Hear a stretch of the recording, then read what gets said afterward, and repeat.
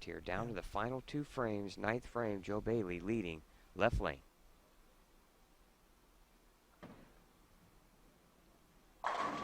Yep. Book it, Dano, right? Is that what they say? Yep. Joe Bailey's going to be your...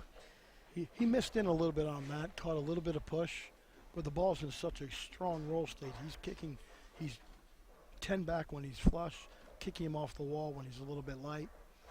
And when you give a quality player a little bit bigger pocket, whether you give them a little bit of left hold or a little bit of right recovery, they're going to put some strikes together. Well, there you go. We're not going to... Matt Sanders strikes out. He shoots 223. I believe Joe Bailey will just need to get a good count on the first ball. I'm not sure if he would have to spare. If he strikes out, he shoots 259. If you miss your 230, he'd still be in the high 220s. So if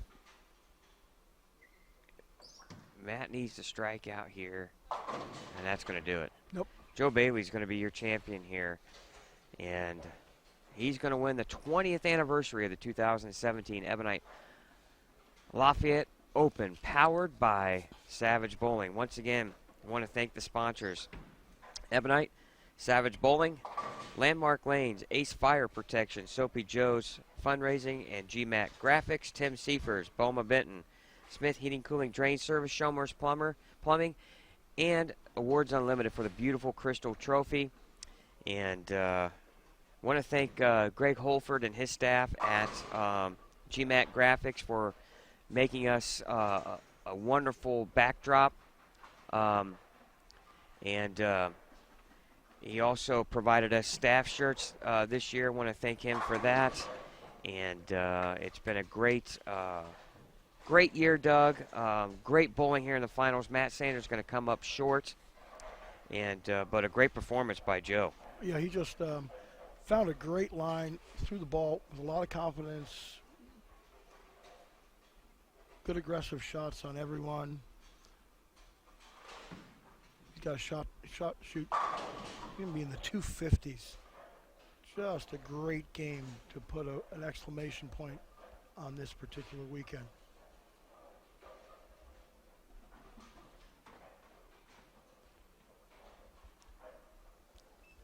Said made the top 32 by being the leading qualifier in Friday's round. Bowled respectably on Saturday, but nothing lights out. But he took advantage of that spot in the top 32 and just marched right through the field.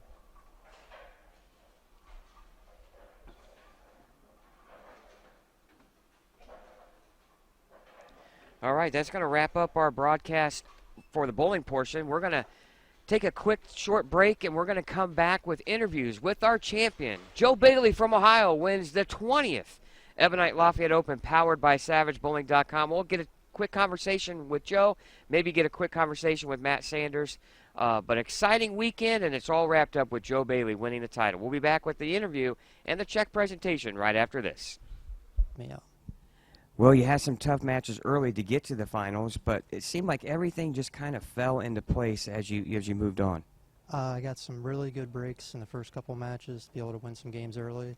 And, I mean, when you start getting the good breaks, it loosens up the swing and allows you to feel confident and throw it a little bit better. So. It seemed like every time you made a ball change in that title match, it was the right decision. I mean, how often does that happen? And man, that has to make you feel good. The EBI brands and equipment we have out, I mean, we have everything to cover everything. So, I mean, it was just having those balls set up in the right order, and it just happened to fall right in line today. So. Talk me through early part of the semifinals and the finals. You were throwing a much more aggressive ball. Was that your strategy of saying, hey, I'm going to open that area up and then maybe swing to that spot? I was actually throwing that ball to try to get it to, I know there was a lot of friction in the front of the lane, but I was actually trying to tame the down lane reaction just to keep it in the pocket because scores had been pretty low on the fresh all day. So I was just trying to stay right around the hole, make my spares, and it worked out. Well, you both fantastic. And now we're going to present you with the Awards Unlimited Crystal Trophy for your championship. And I'm sure that'll have a nice place on the mantle. It definitely will. And with that, the winner's check of $4,000, and been a great weekend for you. Yes, really good weekend. I mean, I had some issues yesterday when I tried to bowl again just to get some games in, but I think it helped out in the long run today. So. Well, with this title, you become a new winner, and with that, you'll get an entry into next year's championship. Will we see you back? We'll definitely be back. All right, ladies and gentlemen, your winner of the 2017 Ebonite Lafayette Open, powered by SavageBowling.com, Mr. Joe Bailey. We'll be back for next year's event in the first weekend of December, and Savage Bowling TV will be back on the air in February of 2018 for the Indiana High School State Finals. For my partner, Doug Weedman, I'm Scott Gilmore. We'll see you next year live on Savage Bowling TV for the 21st Ebonite Lafayette Open. So long, everyone.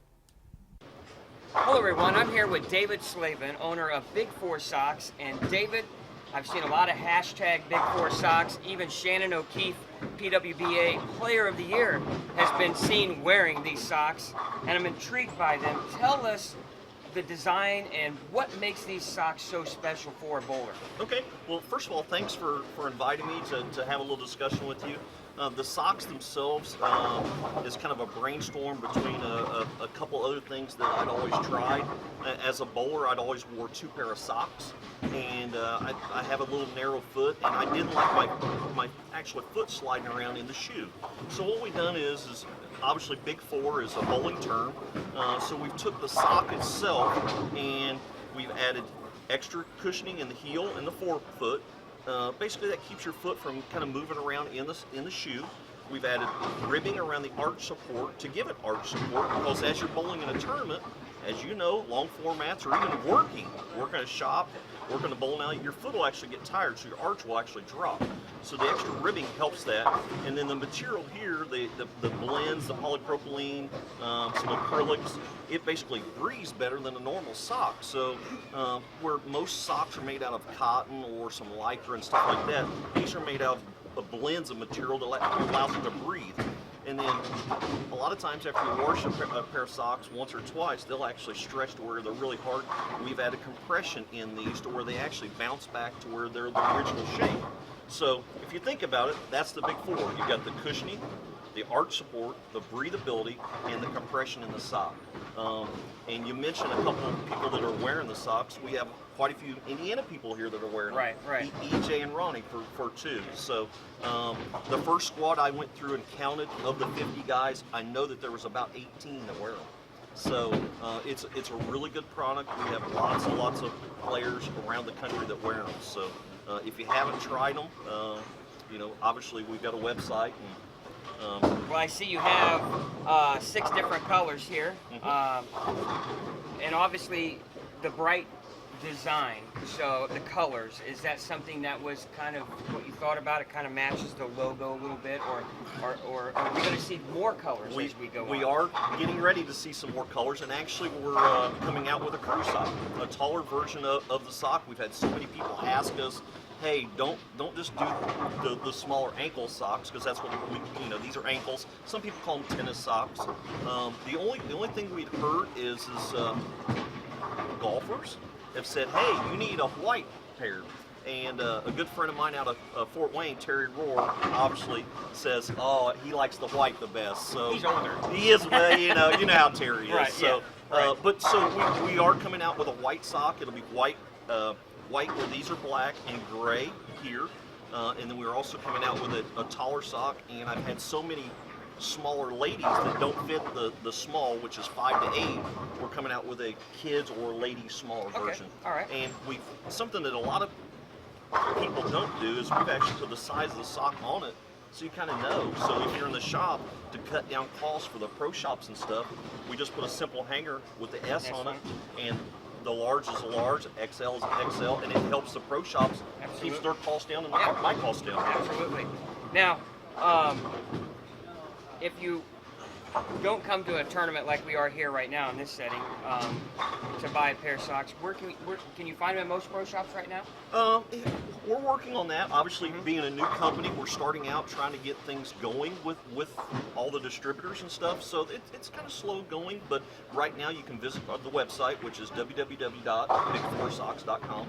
And they're $13 a pair online that's shipped to you, and then here we sell them at tournaments at $10 specials. So we've got several tournaments coming up. Obviously, We're here at the Scratch Classic right now. Yep. Obviously, one thing I think is great is, you're out there supporting local events and local tournaments, because obviously you're a grassroots company right now, and that's where the grassroots bowling is at. You're going to be at the Ebonite Lafayette Open after this. You're going to be at the Masters. And what other event you're going to be at? the Ladies Queens. We're doing the Queens tournament also, and I'm also already signed up for the Louisville Derby. So last year we did the Ace Mitchell tournament, the Proprietors Cup. So those were nice events.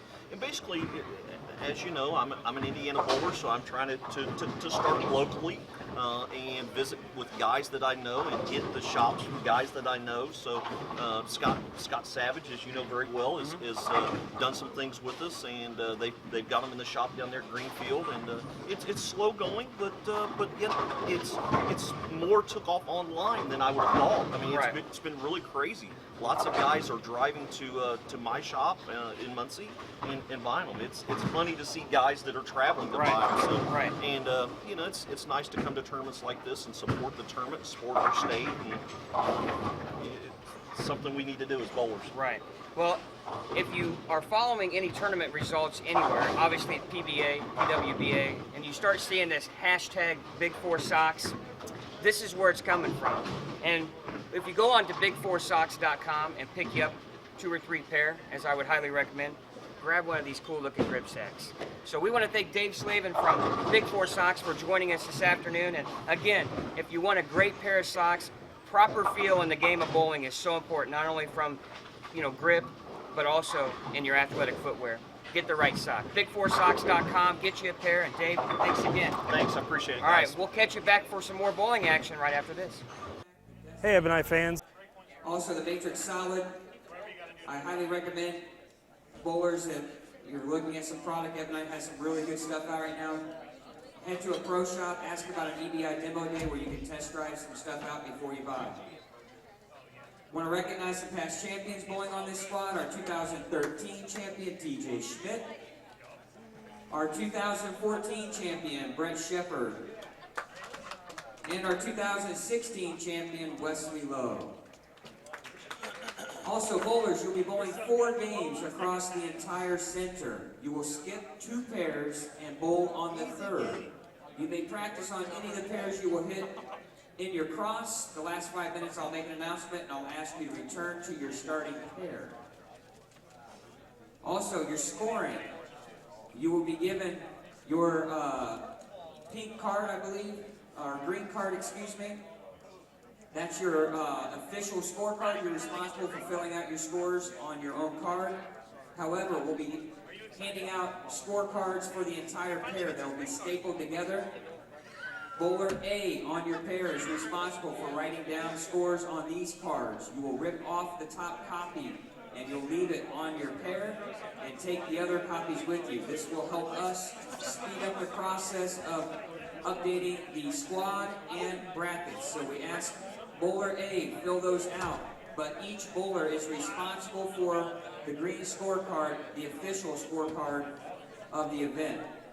Upon completion of practice, you'll have that time to enter brackets, games 1, 2, and 3. $2 and $5 brackets plus a high game pot that will pay each game in series.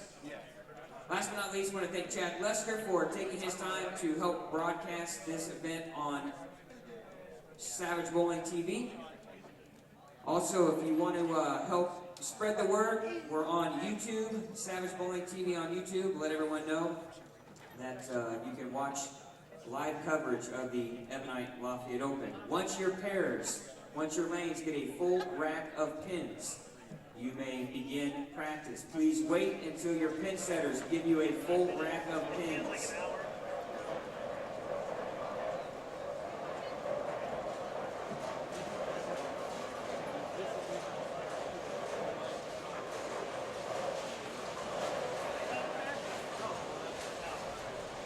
Okay, once you have a full rack, you may begin practice.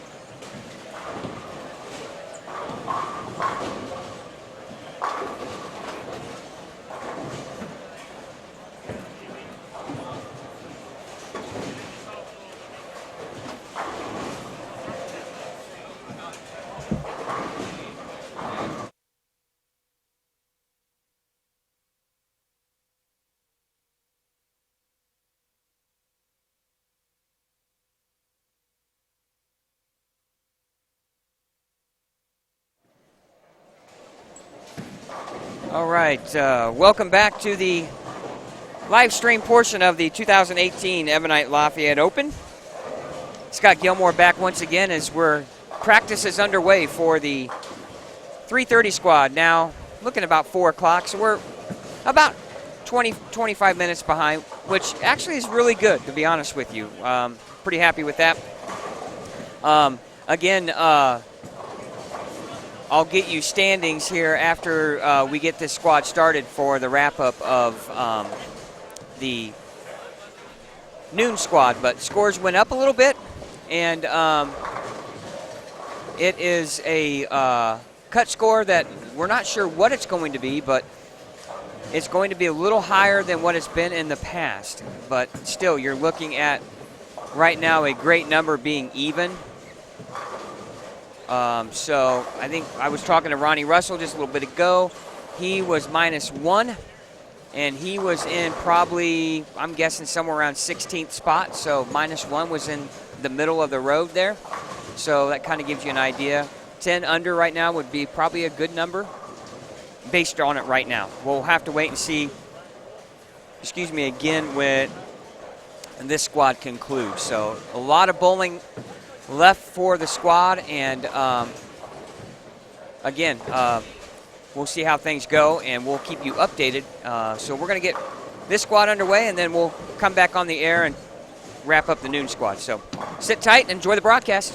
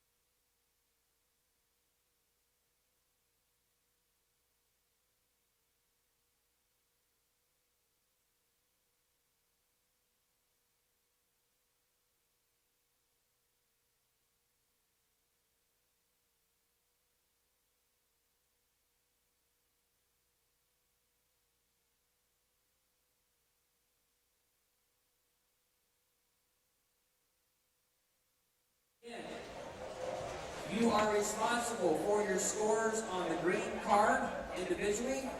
Bowler A will keep score for the entire pair on the scorecards that you will rip off and leave after each game so we can update the standings and the brackets as quickly as possible. Again, recycle your pin setters to the first ball. You'll skip 2 pair and bowl on the 3rd. Good luck. Good scoring.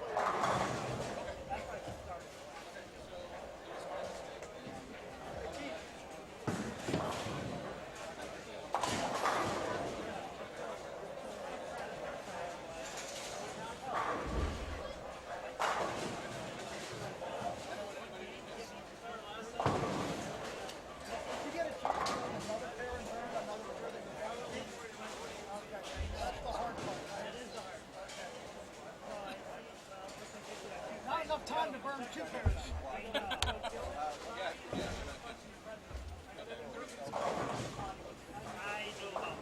I started on one and it was last time. It hooks my toe.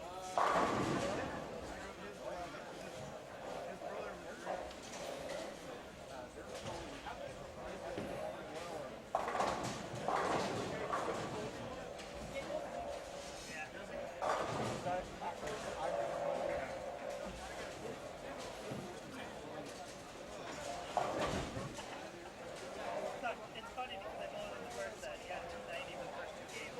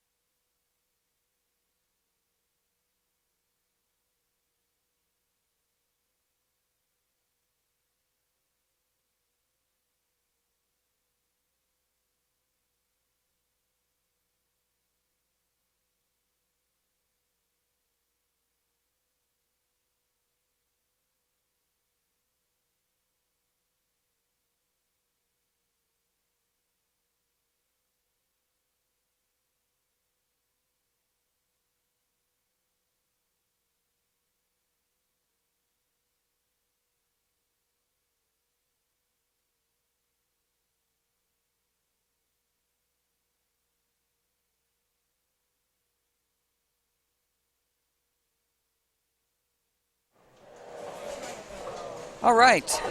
Welcome, viewers, to the 3:30 squad for this 2018 Ebonite Lafayette Open, powered by Savage Bowling TV. Hello, everyone. I'm Scott Gilmore. All day here. We've been here all day since 7 o'clock this morning. We'll be here for another, 3 hours, 4 hours. Let's see, what time is it? 5. Oh, we'll be here another 5 hours. Oh, yeah. We're just getting started. Good thing they got good food here inside Mustang Alley. If you've ever been in here, come in here and try some of the food from the dock. Well worth it. And anyway, we'll be taking advantage of that.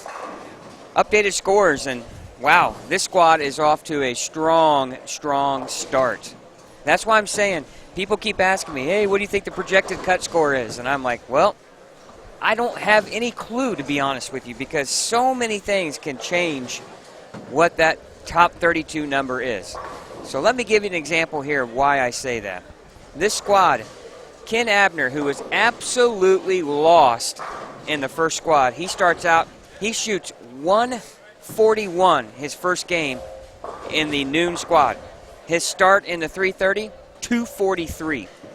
So he's off to the lead here. TJ Schmidt second with 236. Jeff Fair, who struggled noon squad, he's figured something out. He started out with 233. Jacob Sisk, 233. Cameron Doyle is in fifth with 231. Jordan Fleming, 229. Ryan Hernandez, 224. Thorsten Przychaki, 223. Tyler Perry, 222. Matt Sanders rounds out your top 10 at 221. So now we go down 11th through 15th. R.J. Pollard, 219. Kristen Nider, 218. Mike Kahn, 216. Ryan Slosher, 215. John Paul Schmitz, 210. So 15 scores of 210 or better game one. To go all the way down to even, you go all the way down to Hunter Kempton at 200 on the nose in 22nd spot. So if things hold true from the previous squad after game one, we had about 12 guys, 14 guys plus. At the end, about 8 stayed plus, 6 stayed plus, somewhere. So if we lose 30%, 40%, we're still going to be 10 or 12 people, bowlers in this squad plus. That is going to greatly change the overall cut number. So, again, people ask me, well, what's your projection? I have no clue. I wish I could tell you. I have no idea. There's just so much that can happen. Game to game, we don't know how the lanes are going to transition. As we talked about earlier, Chad, the more bowlers you get, the more that you have transition takes place. Sometimes they get harder, sometimes they get easier. We don't know, right? Right. So to guesstimate what that number is, I would just be grabbing a number out of the air, would have no clue. Right. And people have been asking on the live stream, what is it going to be? I said, we don't have a firm number. And I don't know if we're even going to be able to guesstimate what that is going into the next squad, which is the last squad of the day. Well, we are working on the overall right now after 3 squads. We hope to have that posted sometime in the next 15 or 20 minutes. And as I'm looking up at the TV screen, Purdue is getting throttled by Michigan, unfortunately, my alma mater. Yeah. Yours too? Yep. Soon to be, right? Yeah, one more class. Yep. I'm done. And for now. I tell you, Michigan is good. To get off the bowling, Michigan looks really good this year. They don't get enough credit, in my opinion. Yeah. They throttled Villanova by 40. And they beat North Carolina by 20. Yeah. And they're beating Purdue right now by 18 and about ready to make that 20 if the guy hits 2 free throws. But anyway, back to bowling. So anyway, to grab that number, we hope to have a number to you here soon. And again, we have no idea. I would be guessing. We thought maybe 10 to 15 under, but now, I mean, that could be higher.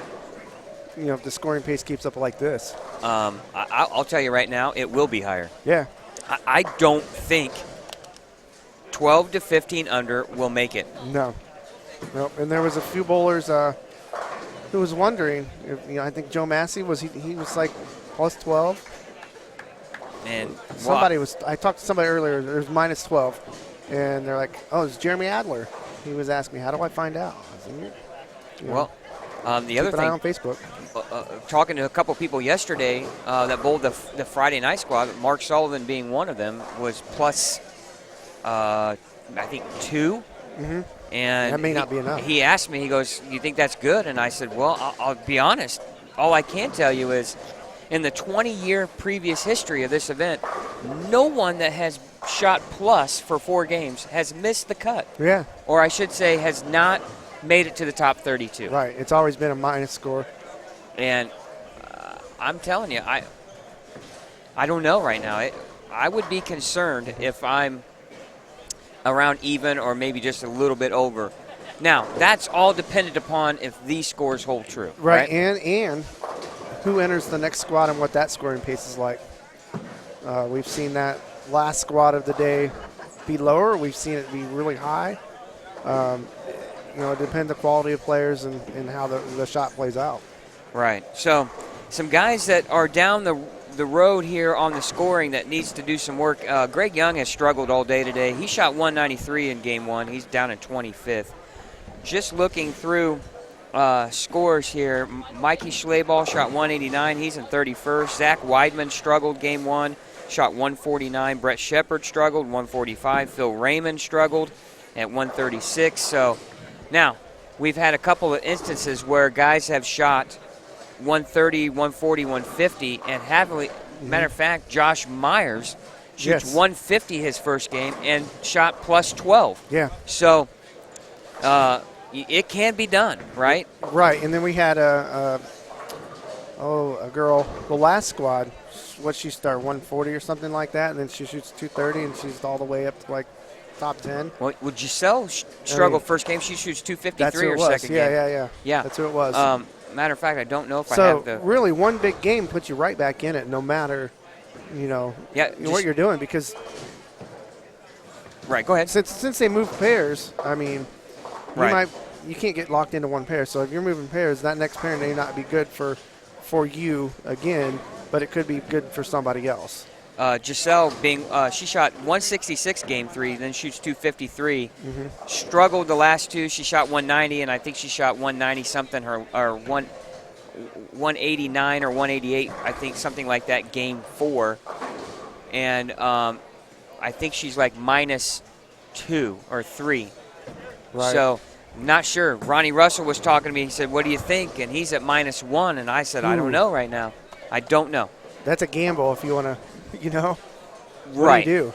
Right. I'll be honest with you. I don't know. I guess we'll wait and see if these scores kind of hold. I think you're asking an awful lot. Whoop, wrong one. I think you're asking an awful lot for these scores to hold steady like that. Right. I'm going to say that these are going to come down after game 2 anytime you move pairs. They do, yeah. That's been the trend. Right, and we're skipping 2-pair bowling on the third, so you go from one end of the house to the next. And you know, Chad, have bowled here your whole life. Yes. One end of the house is totally different than the other, right? That is. It is. And I say that because you have the kitchen and the restaurant down on one end, and you have really the restroom facilities and other facilities down on the low end. And it's typically warmer on the high end. It's warmer on the high end. Yes. So the lanes are a little bit different. Yes. So, and I think over time there's always, I know back in the day when I worked here, most of our leagues were on the high end. Right. There was always a high amount of lineage on the high end versus the low end, which makes a difference on the wear and tear of the lane. Right, absolutely. Well, all right, I'm gonna head off and see if I can't get this overall scoring put together here so we can get this updated on our live stream. And we thank you for watching, and enjoy the rest of the 3:30 squad, and we'll come back when we have an update as soon as we can. Sit tight and enjoy the broadcast. Thank you.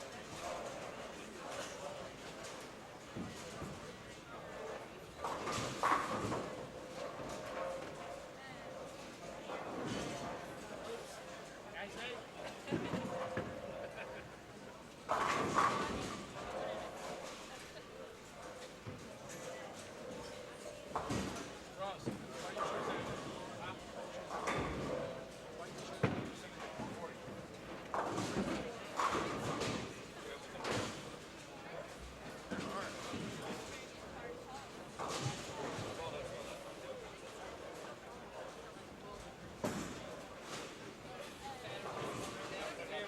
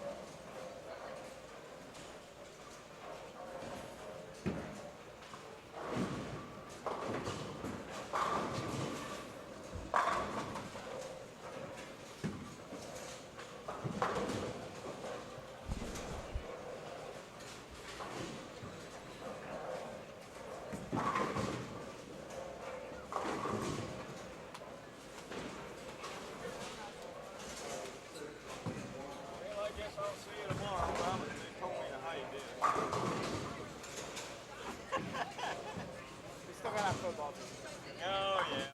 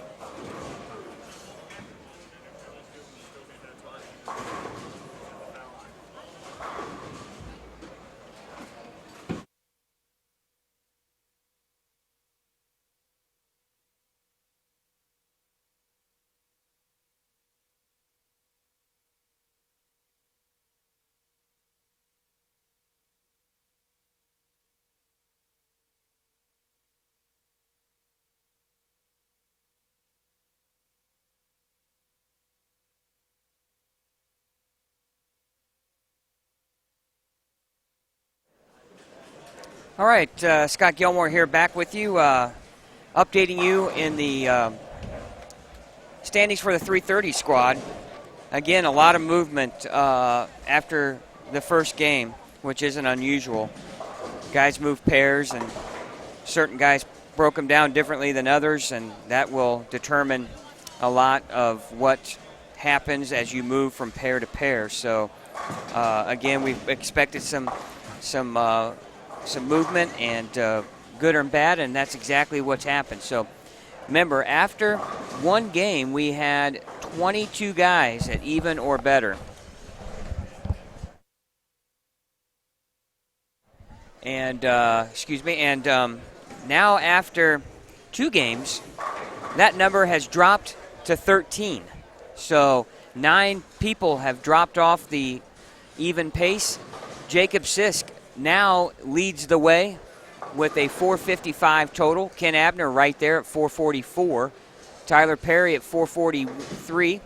Greg Young at 434. Steve Novak at 434. Kristen Nider, talented female, she's at 432. Hunter Kempton at 428. Mike Dole now at 422 after shooting 222 his second game. Cameron Doyle shoots 185 to drop to 416. Mike Kahn shoots 189 to drop to 405. TJ Schmidt, he struggled game 2, 168 to drop to 404. And RJ Pollard at 401. And Michael Davidson, your last bowler, at even or better at 400 on the nose. In 14th is Ryan Slosser at 398. Jeff Fair shot 164 game 2. He's -3. And then Wesley Lowe and Dwayne Cross are -3 as well. So, and Aaron McCormick is in 18th. He's -5. And then you drop down to Thorsten Prischaki in 19th place. He's at -13. So, eight pin drop there when you go from 18th to 19th. So, kind of what we expected. You know, guys move pairs. Mm-hmm. People practice, break them down differently, right? Yeah. And so now you have scores kind of, some go up, some go down. Right. Typically, most of them go down, and then now you'll start to see scores maybe kind of go all over the place. Yeah, flatten out a little. Yeah. And, boy, I'm telling you, one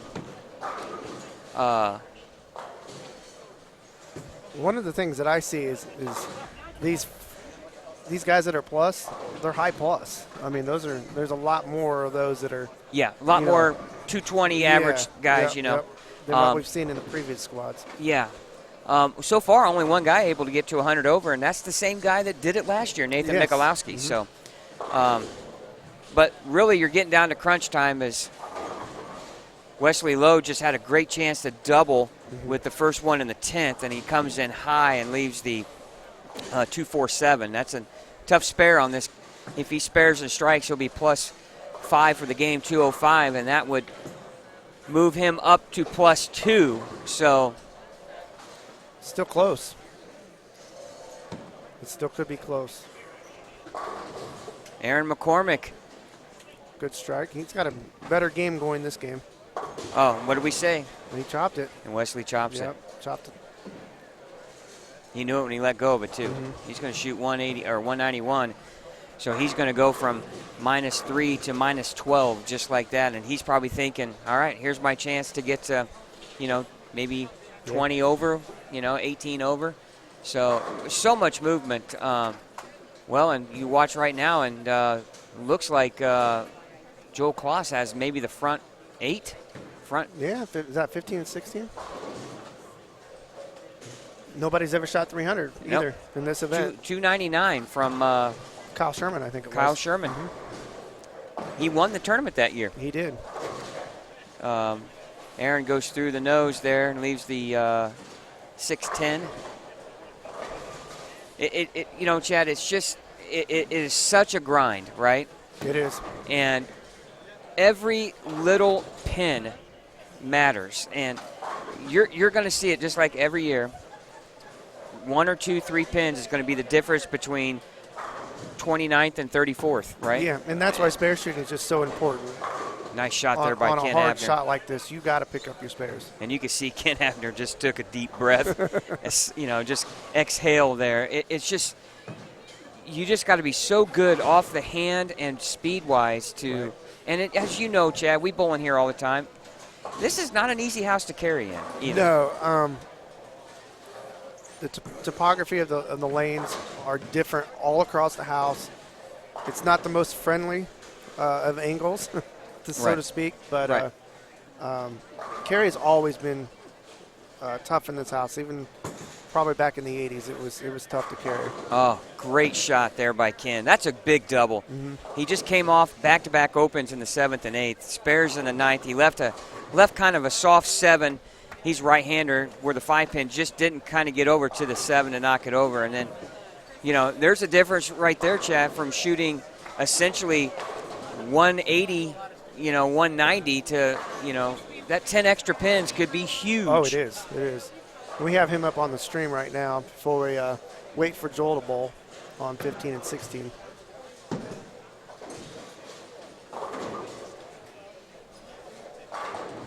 Like I said, there's just can be so much movement. Matt Sanders shoots 150 in game 2 after shooting 221 in game 1, and you think, all right, Matt Sanders is on it. Mm-hmm. Oh, great finish. Got to give a round of applause on that one. I mean, that's huge. You go from 180, 190 to shoot 200. I mean, man, it is such a grind. Such a grind. When we were talking about Matt, I mean, did he hit a bad pair? Did they transition that much? Right. Between the two games? My guess it's probably a pair that's not playing the same as the others.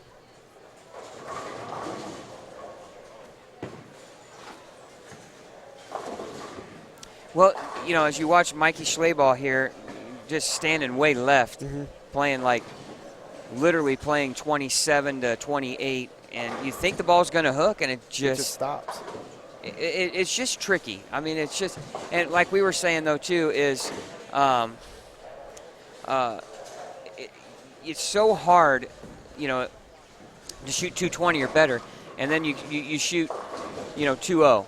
And you think, I needed that 20 extra pins there, and it is just so difficult. That's why I kind of gave Ken a hand there for striking out. I mean, that was just 3 really good shots, 10 back. It's hard to put 4 good games together when you're moving pairs like this, or at least even be consistent. Right. It seems like you're going to have a bad game in there, one way or another. We have Joel getting ready to bowl here on 16. Yeah, Joel's he'll be coming out of the right side of or left side of your screen here, right in front of you. Former Purdue collegiate bowler, now residing in Chicago. Got a great game. Really simple. He's been a bowler that's gone far in this event. Well, times. He won the very first Indiana Scratch Classic. Oh, okay. A lot of people don't know Yeah, that. we were talking about his picture. Yeah, we were making fun of it. Yes. I asked him, what were you doing before you took that picture? You guys, if you could have seen this picture, it was hilarious. It was quite funny. I'm not going to say, but, I asked him, I said, I don't want to point a finger at a guy, but I'm like, was it the brownies you ate or what? But anyway, or was it the all-night bender with Stroh's and Old Milwaukee, It was a really, really funny picture that travels now with him that event every year. So Right. anyway, again, it's just such a tough shot. And guys that can master it, there's certain guys that always bowl well here, right? Yes. Mm-hmm. And I think we're like that in a lot of places. There's just certain houses we go to that's like, man, I just can't figure this place out. And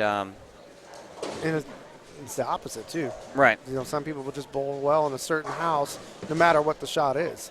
Right. So we're going to stick tight here with Joel as he follows Annalee as she just chops the 5 off the 9, and sometimes you just have one of those days.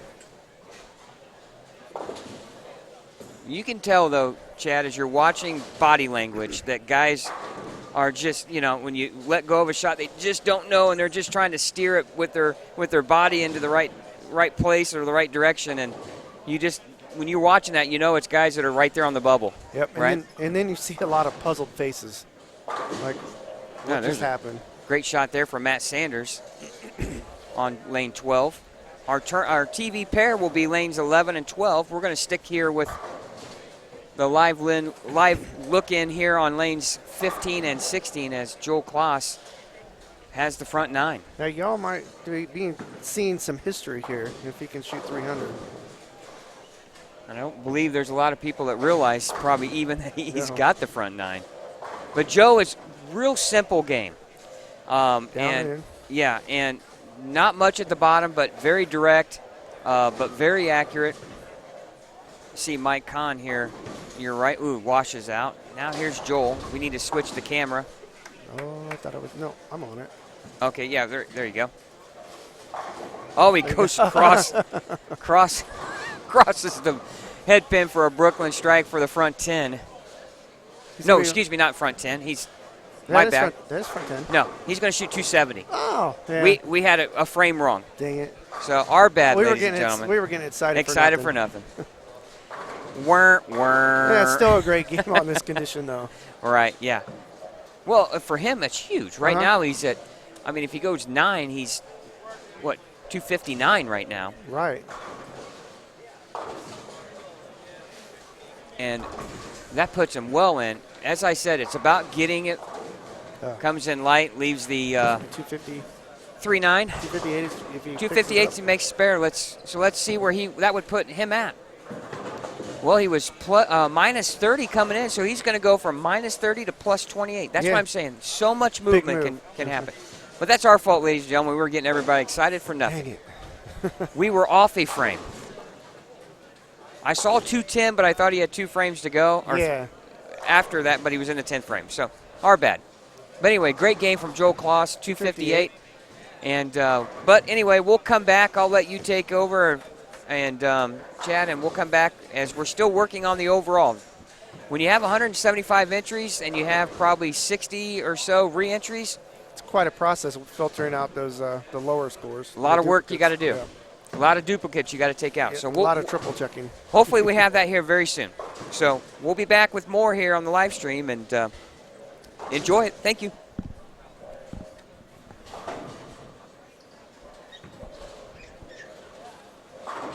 All right, before I take a break, we want to take care of our sponsors. We haven't done that in a while. I want to thank Ebonite for sponsoring the tournament, Savage Bowling Pro Shops, Ace Fire Protection, Tim Seifers, Big Four Socks, Baum and Bettencourt, Smith Heating and Cooling, Drain Service, Schomer's Plumbing. Let's see who else we're missing. Awards Unlimited, who's been with us since day one of this tournament, always sponsoring the trophy and making that trophy for us. I want to thank all those sponsors again for making this tournament possible, making the live stream possible. And one last sponsor to thank, Holly and everybody here at Mustang Alley for sponsoring the tournament and hosting the tournament. They did put in some money into the prize fund to make this possible as well. If you're local and you know any of these sponsors, reach out to them, visit them, thank them for sponsoring the tournament. They all would appreciate that. As Scott said, there's trying to figure out what the top 32 is after all the squads going into this one. As soon as we get that, we'll go over it. Once again, thanks for watching and your continued support. Don't forget to like our Facebook page, Savage Bowling TV on Facebook. And if you haven't subscribed to our YouTube and you're watching, please do that as well. We're going to have a lot more content besides live streams coming here soon.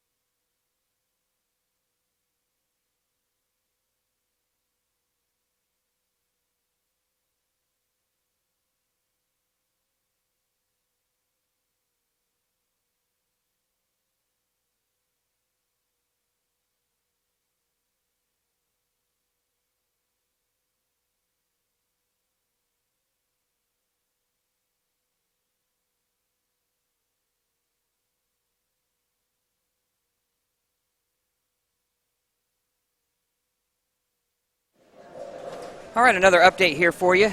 You're watching the 2018 Ebonite Lafayette Open, powered by Savage Bowling TV. Scott Gilmore once again here in the broadcast booth, and right now it pretty much wrapping up the 3:30 p.m. squad for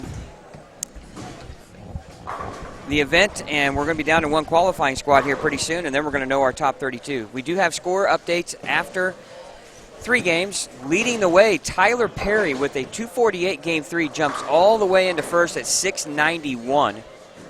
Jeff Fair shoots 255 game 2 to go from -3 to +52. 652. RJ Pollard shoots 244. He goes to 645. Jacob Sisk tied with him at 645. Ken Abner 644. TJ Schmidt shoots 235 game 3 to go to 639. Steve Novak just being real steady here, 638. Greg Young 637. Joel Kloss with that 258 game goes to 628. Hunter Kempton right there at 621. That are your, what the amazing thing is, Chad, that's your top 10. Yeah. Then 11th is -7. Wow. 28 pins between 10th and 11th place. And we don't see that a lot in this tournament. Usually scores are really close, top to bottom. So Devin Mazzullo at 593, Dwayne Cross at 593. Cameron Doyle, he started out strong but is struggling right now. He goes to 589. Krista Nider had a bad game as well. Her game 3 shoots 157 to drop to 589. And then Wesley Lowe right there at 588. That's your top 15. Mike Dole knocking on the door at 587 after 3 games. So, a lot can happen. Even in just this one last game, a lot can happen.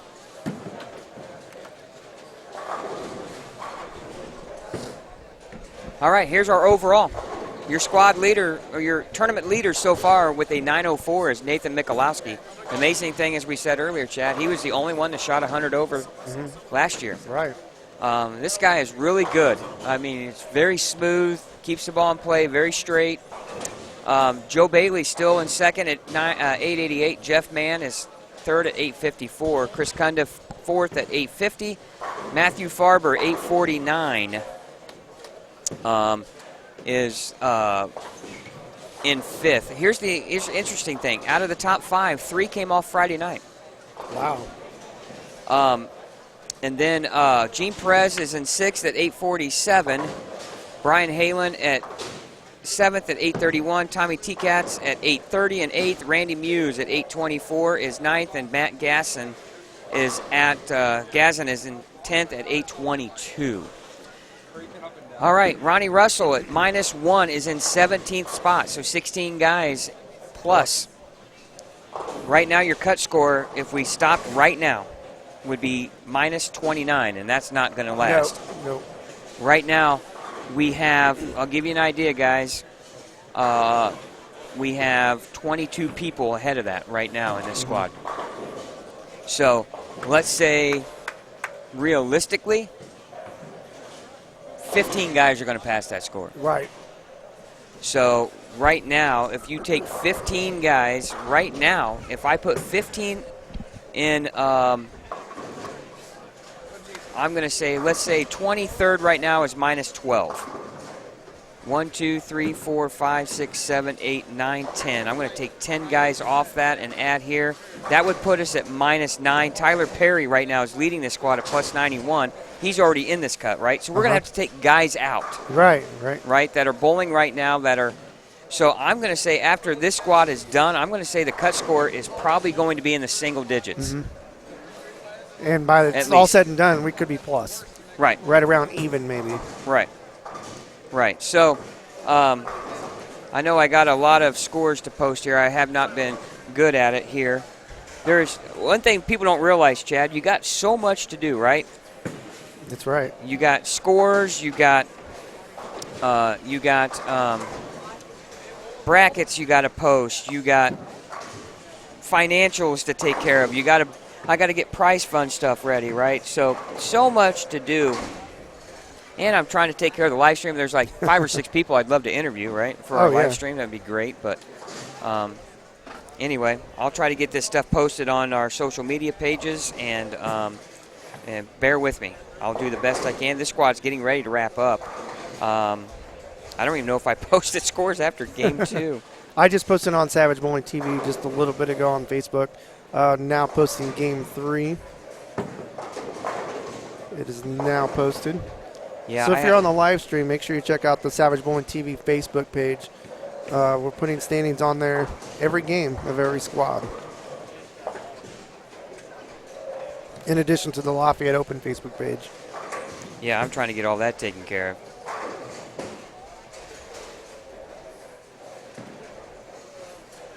And that is updated. And all right, there you go, guys. That is posted on the Ebonite Lafayette Open event page, and now I'm getting ready to post that in the Lafayette Open group page, and Chad's got it posted in the Savage Bowling TV page, right? Yep. And I'm typing as I'm talking, so.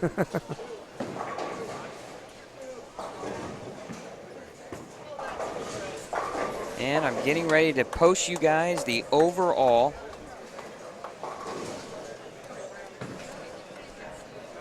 Now, I did not post the overall in Savage Bowling TV page, but I can if you guys want me to.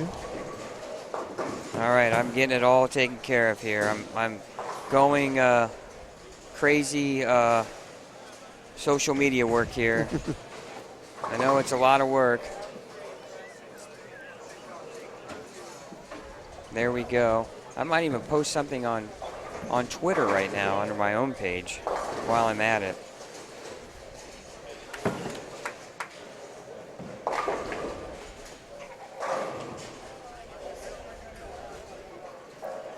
But anyway, it is.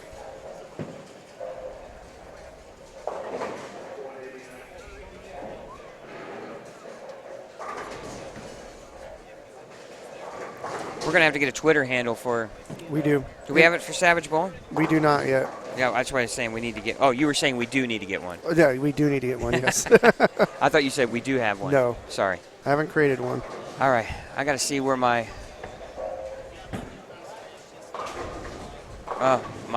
Mike Dole struggled that game. He only shot 158.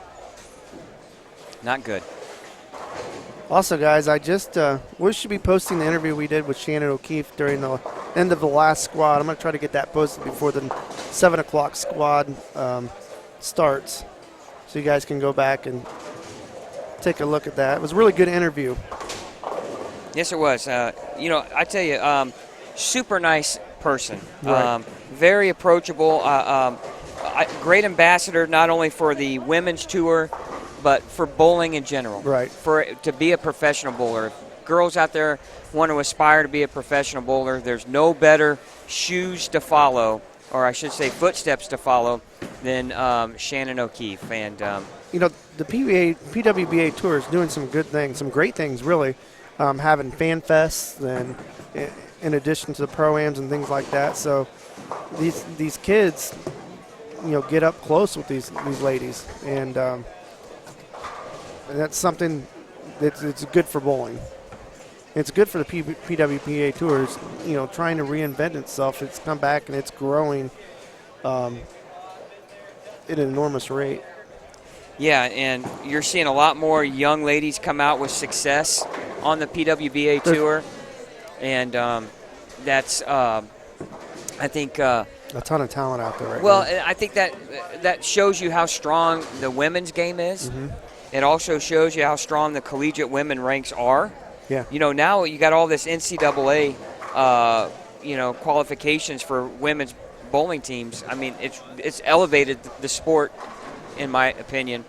Unfortunately for the guys, and you have Title IX or so forth, you're never going to see men's NCAA for bowling, but it's great for the women, and more power to them, and we'd like to see more. And so great to have Shannon O'Keefe make an appearance here. Not only make an appearance, but bowl well and take some time out of her day to chat with us there for 15, 20 minutes. So anyway, I got to get back to work, Chad, and I will update scores here at the conclusion of this squad. Unfortunately, we probably won't be broadcasting at the time of this squad's conclusion, but we'll make sure we update the standings from the 3:30 squad once we take the air for the 7 p.m. So anyway, we're going to be about half an hour behind schedule. Not too bad. No. So it's been later before, huh? Yes, it has. It does make for a long day, and I Yes. haven't eaten anything since breakfast. So. Whew. I had breadsticks, just a couple. All right. I'm going to have some sliders. Yeah. I need to get some of Easy. that. So anyway, looks like we got some people waiting to bowl the 7 o'clock squad. So we'll see how many we get for the 7. Hopefully we can get to 30, 25, 30. That'd put us over 200. So that would be a good solid number for this year. Always happy to get that. And then now we got to build the prize fund. So anyway, Cool. We'll see you back in a little bit.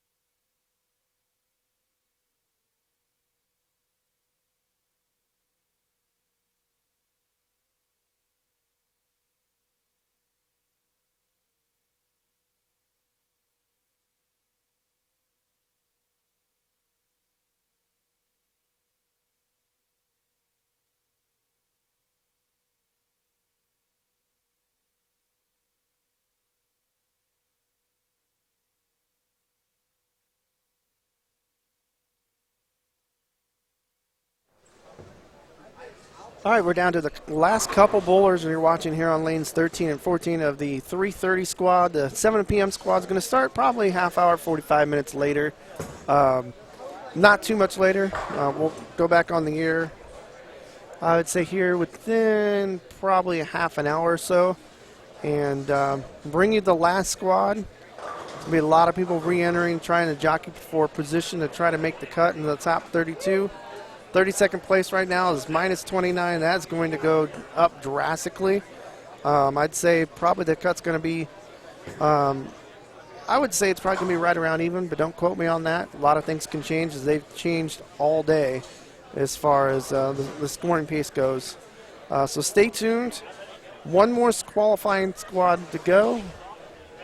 I think we'll probably start around 7:30 with this squad.